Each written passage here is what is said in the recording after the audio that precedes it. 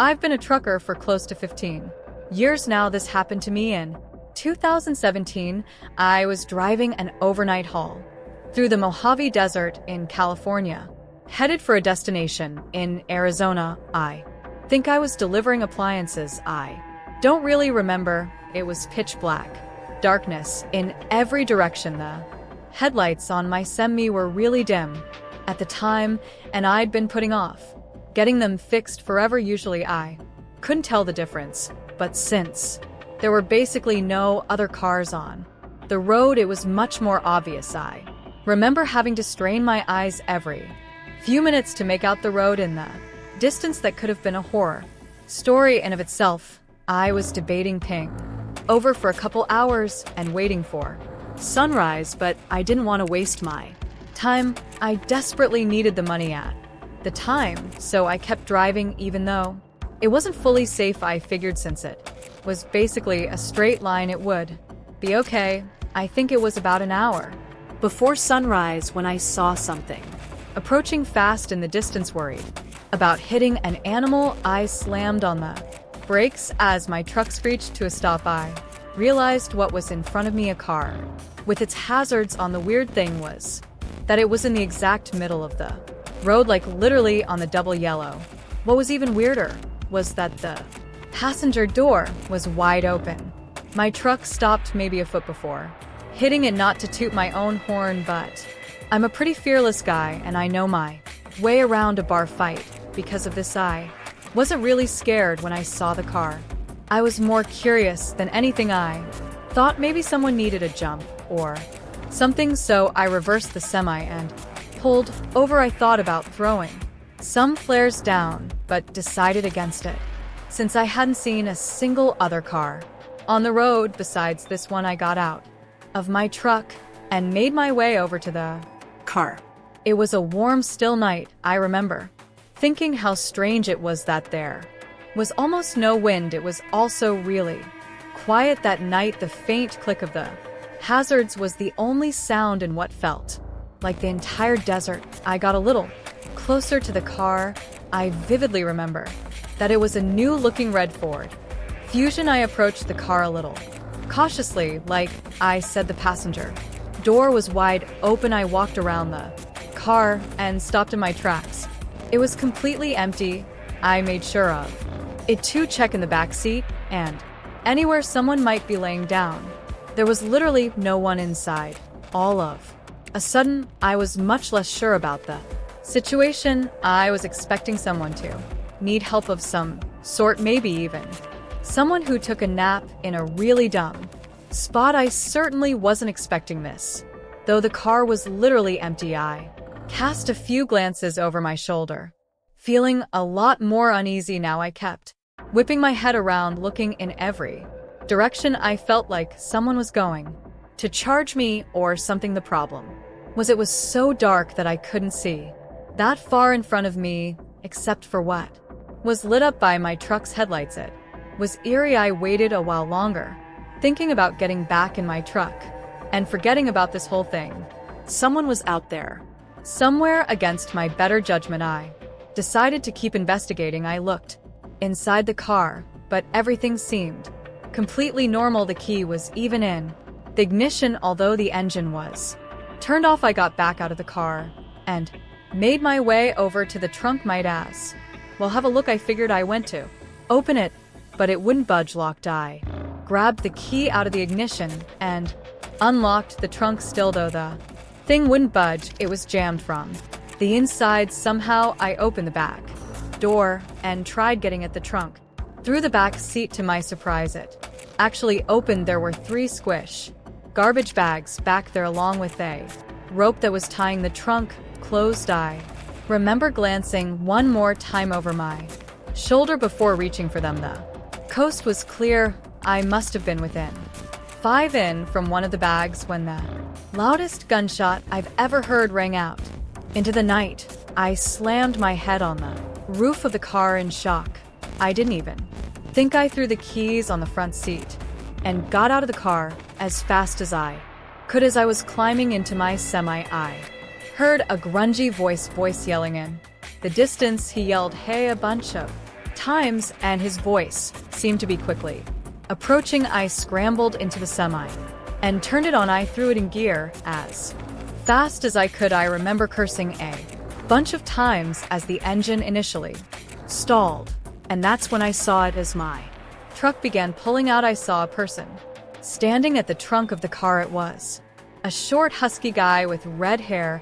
He was wearing overalls and shin-high boots. In his left hand, he was holding a small shovel. In his right, though, was an old-looking hunting rifle. We locked eyes for a few seconds as my truck began to drive past him. He didn't move. I remember him not looking crazy or anything. He had this worried look on his face as I passed him. He dropped his shovel and started waving his hands. He yelled, "Wait," a few times, but I wasn't staying there another second.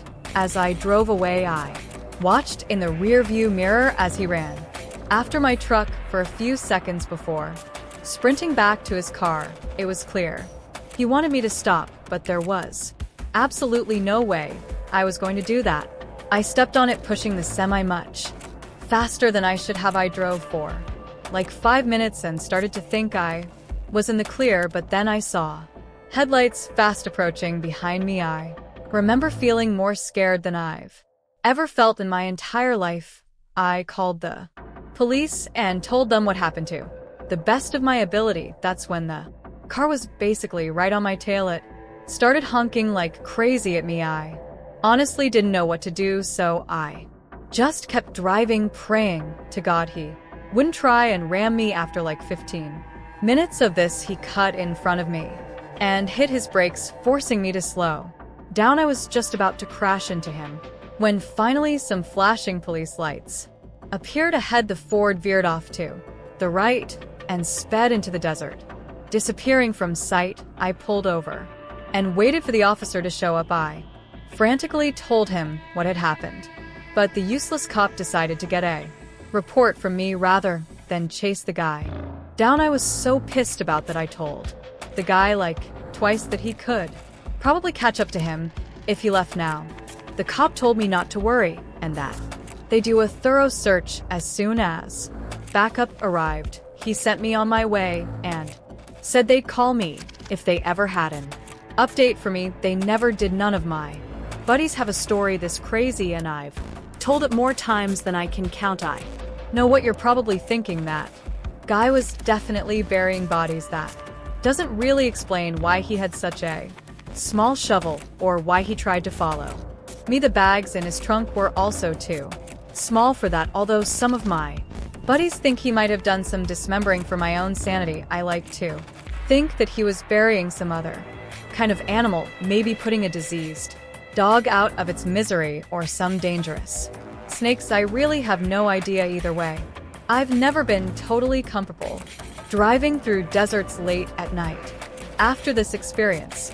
I'm sure you've seen some of the more modern videos online where truckers will document their daily routines and provide tips for each other, or maybe you haven't, but being as I'm on the younger side in this industry, every time I open TikTok or YouTube Shorts, that's all I see. I won't get into it, but I had to drop out of a pretty prestigious university for some personal reasons, and people always tell me I could have been more than a trucker. It's honestly not that gig, though. I've been making deliveries for north of 2 years.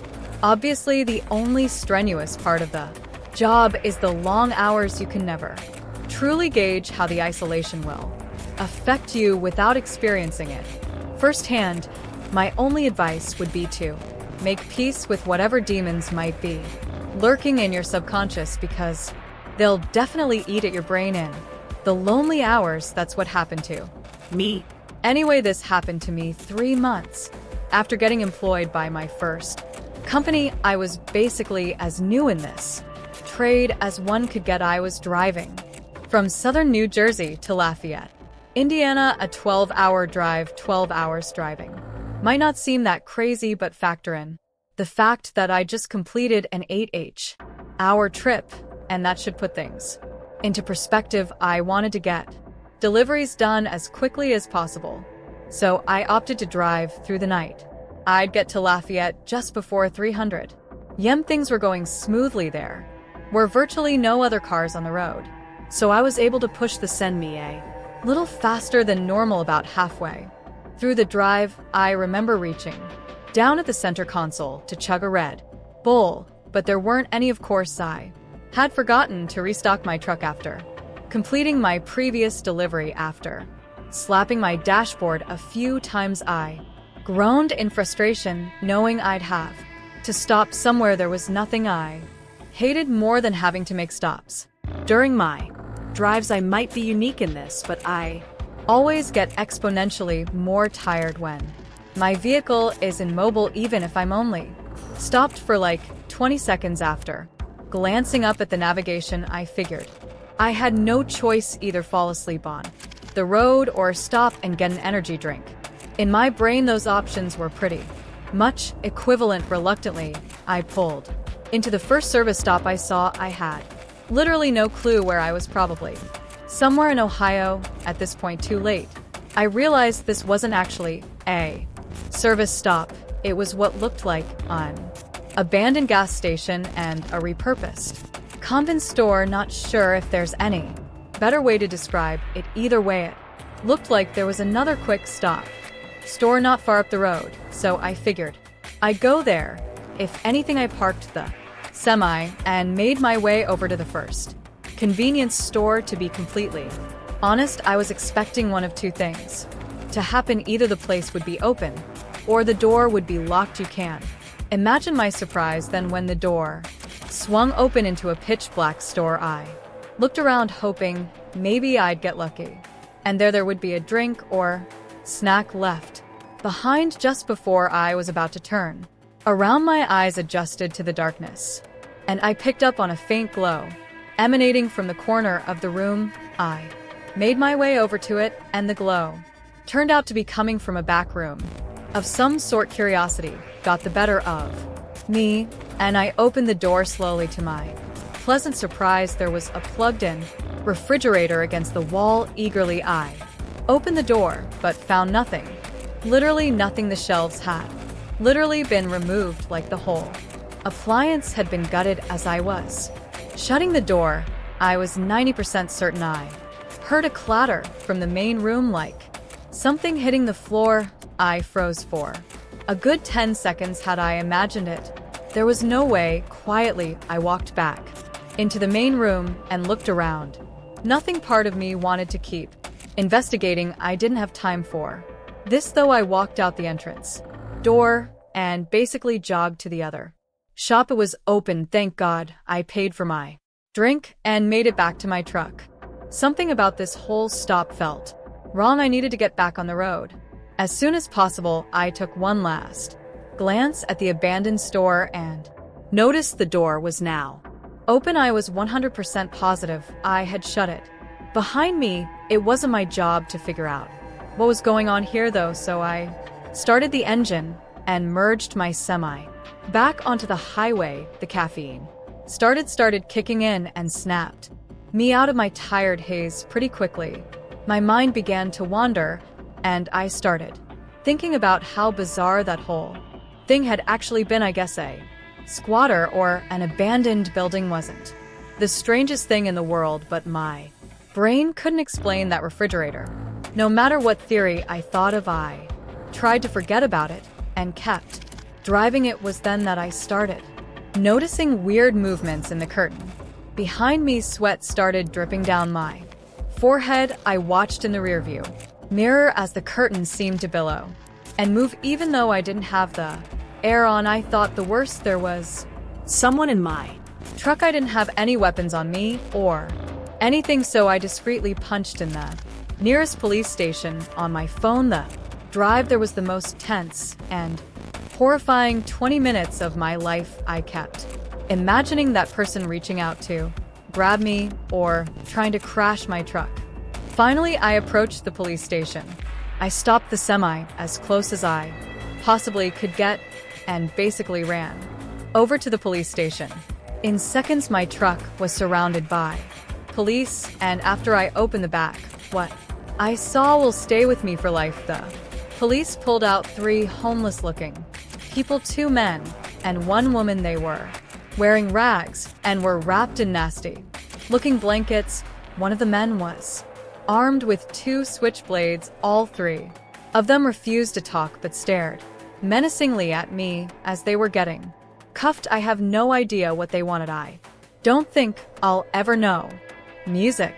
My name is Kevin. I've been a trucker for variant companies for the better part of 15 years now. Things have become pretty routine at this point. Pick up the goods and materials, verify them for accuracy, and deliver them as instructed. We're not paid by the hour, so efficiency is the most important thing in this line of work. For someone like me who's been doing this forever, I like to think I can outwork all these young guns that are snapping these jobs up. This isn't always great, though. Usually I push myself to the absolute limit when it comes to functioning on barely any sleep. 4 years ago, I was working for a warehouse based in North Dakota. For anyone who doesn't know, North Dakota is one of the flattest states, which makes trucking a little easier. This also meant that skipping out on a few hours of sleep could mean the difference between employment and getting the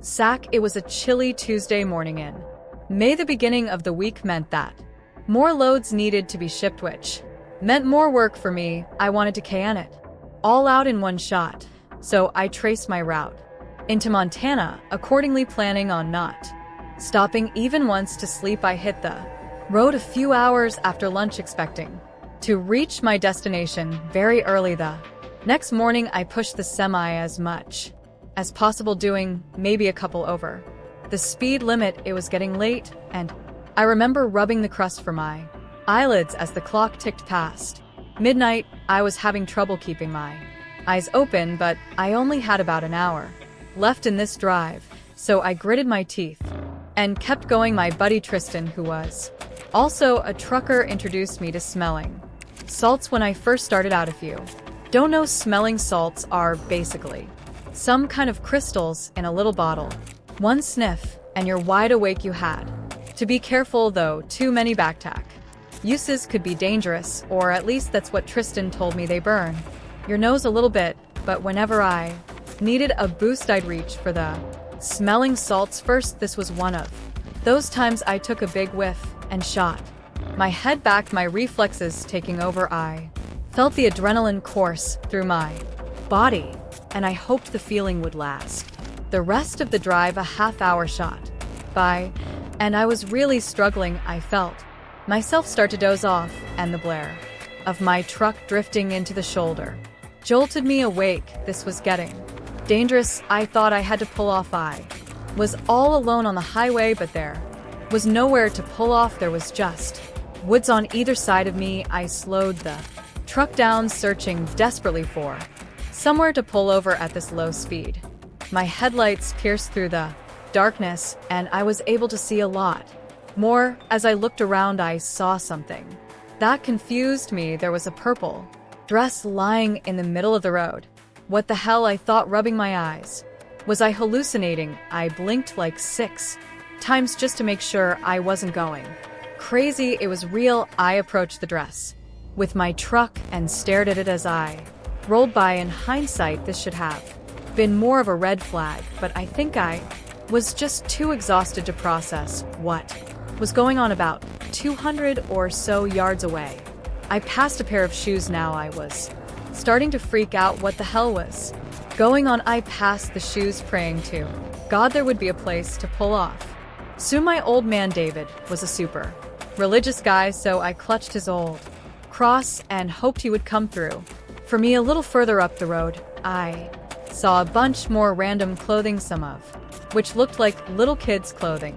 This time I stopped the truck. The panic started to set in. Something was very, very wrong. I sat in the driver's seat with the truck at a standstill. I was expecting something to happen, but it never did, so I did what my instincts told me to do. I stepped out of the truck and went to inspect the clothing. I still remember the feeling of the chilly morning air piercing my skin, which definitely helped my exhaustion. I approached the pile as cautiously as I could. It was indeed kids' Clothing, it looked like there were both boy and girl pieces of clothing in the pile. I looked around into the woods, but I couldn't see much of anything in the darkness. I had my head on a swivel, worried that this was some kind of trap.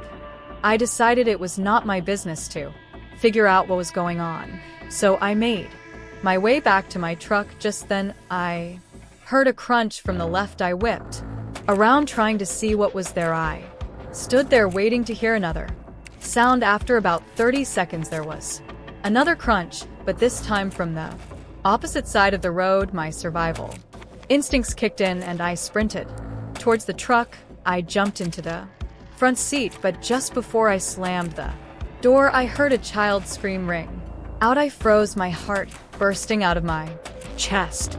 I was caught in a crossroads. I wasn't going to fight some random people in a pitch black woods, but I couldn't just abandon some helpless kids either. Before I could make a decision, another almost identical child scream rang out. Without thinking, I turned the truck on and pointed its nose toward the spot in the woods where I heard the noise. My headlights lit up. About 30 yards into the woods, there were 3 or 4 people, one of whom was holding a massive speaker. They ducked behind a couple trees as my truck lit them up, but I had exposed them for just enough time to make out what they were doing. They hid from the light before I could really make out any distinctive features, but I swear on my old man David's grave, they were holding up a speaker, trying to lure me into the woods with a fake kid screaming. I was just in shock. I just sat there staring at the trees those people had just hid behind. I reached for my phone to call the police, but before I finished dialing, I heard a thump from the body of the truck. Someone had thrown something from the other direction. Tie-in.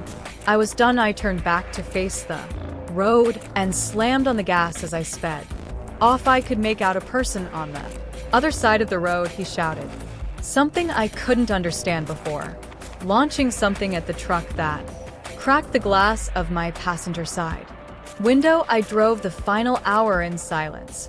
I was too scared to process what had just happened, but there was no way in hell I was stopping to sleep in those woods. I completed my delivery and then knocked out. I must have slept for 10 hours straight. When I woke up, the first thing I did was call the police, who told me they'd investigate those woods and give me any updates. I then thought about the whole thing and how stupid I was to get out of my truck.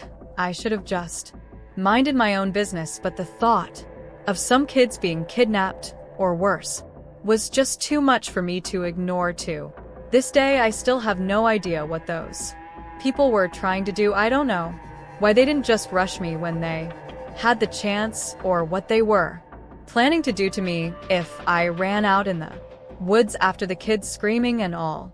My years of being a trucker, nothing has ever come close to being as strange or downright terrifying as this experience.